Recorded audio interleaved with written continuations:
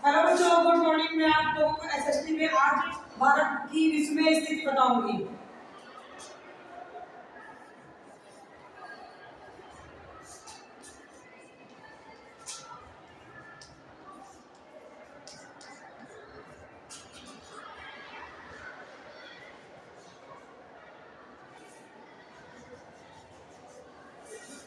विश्व में भारत की स्थिति क्या है, मैं आपको ग्लोब की सहायता से बताऊंगी। आप लोग ध्यान से पढ़िएगा।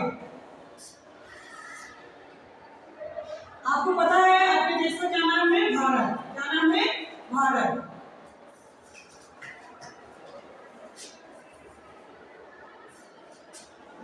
तो हमारे ग्लोब पर जो है ये लंबी रेखा होती है, इसको कहते हैं, ये 0 डिग्री में होती है, इसको देशांतर रेखा कहते हैं। कौन सी रेखा कहते हैं बेटा?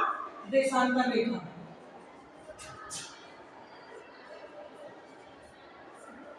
और ये बीच से एक हमारी जाती है रेखा, इसको विषुवत रेखा कहते हैं, 0 डिग्री।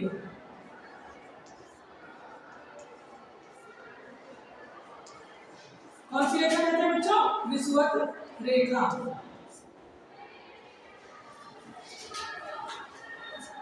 तो ये हमारा इसके ऊपर का जो हिस्सा होता है इसे कहते हैं उत्तरी गोलार्ध। क्या कहते हैं बेटा?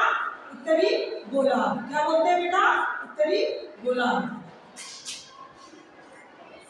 और इसके नीचे का इस लाइन से जो नीचे की स्थिति होती है इसे बोलते हैं, यहां से ये इसे दक्षिणी गोलार्ध।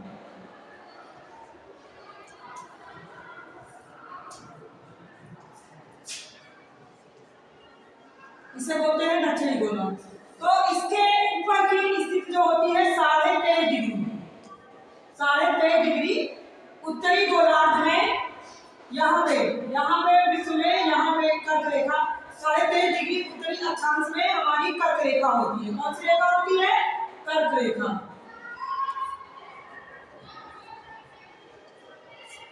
और 23.5 डिग्री दक्षिणी गोलार्ध में जो भी रेखा होती है उसे मकर रेखा कहते हैं। क्या कहते हैं बेटा? मकर रेखा। ध्यान से आप लोग पढ़िएगा, आपको इसका होमवर्क भी मिलेगा, आपको करना पड़ेगा।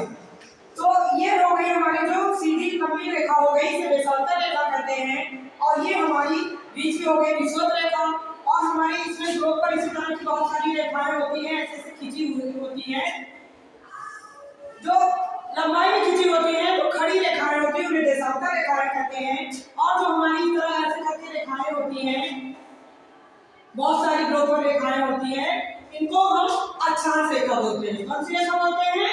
अक्षांश रेखा।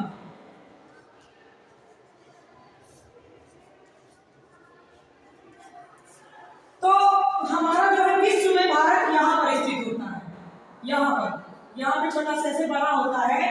तो इस स्थिति को हम लोग बोलते हैं उत्तर पूर्वी गोलार्ध। आपको स्थिति पता ही है, जैसे कि आपको बताया गया था क्लास में पिछली, कि ऐसे करके स्थिति होती है। ऊपर होता है उत्तर, नीचे होता है आपका दक्षिण, ये होता है पूर्व, ये होता है पश्चिम। ठीक है, आपको पता ही है। तो ये जो दिशा हो गई हमारी, इसे बोलते हैं उत्तर पूर्वी गोलार्ध। उत्तर पूर्वी दिशा क्या बोलते हैं? उत्तर पूर्वी दिशा। और ये दक्षिण पूर्व दिशा हो गई, ये हमारी हो गई उत्तर पश्चिम, और ये हमारी हो गई दक्षिण पश्चिम। तो ये दिशा आपको पता ही है आप सभी को। तो कहने का मतलब आपका जो भारत, आपसे अगर पूछा जाए किस गोलार्ध में स्थित है, तो वो उत्तर पूर्वी गोलार्ध में स्थित है। इतना आपको पता चल गया बेटा? और ये हमारी जो खड़ी रेखाएं होती हैं इनको कहते हैं देशांतर रेखा, और जो बड़ी रेखाएं होती हैं इनको कहते हैं अक्षांश रेखा। 23.5 डिग्री उत्तरी अक्षांश को कर्क रेखा कहते हैं, 23.5 डिग्री दक्षिणी अक्षांश को मकर रेखा कहते हैं। ऐसे करके आप लिख लीजिए यहाँ पे 23.5 डिग्री दक्षिणी अक्षांश।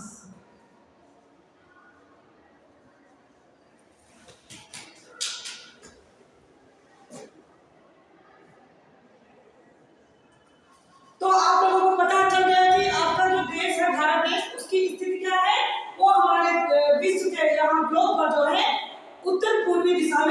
स्थित है भारत, ठीक है। और ये आपको सारी दिशाएं भी पता चल गई हैं। और हम लोग जानेंगे कि हमारे देश के अन्य नाम कौन कौन से हैं। हमारे देश को भारतवर्ष कहा गया,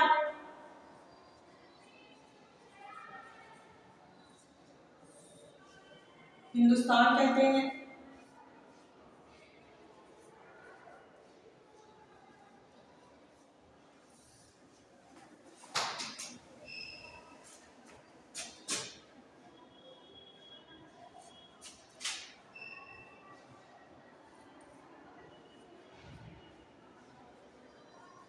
हिंदुस्तान। उसके बाद आर्यवर्त, इसको आर्यवर्त के नाम से भी जानते हैं। और दक्षिणावर्त,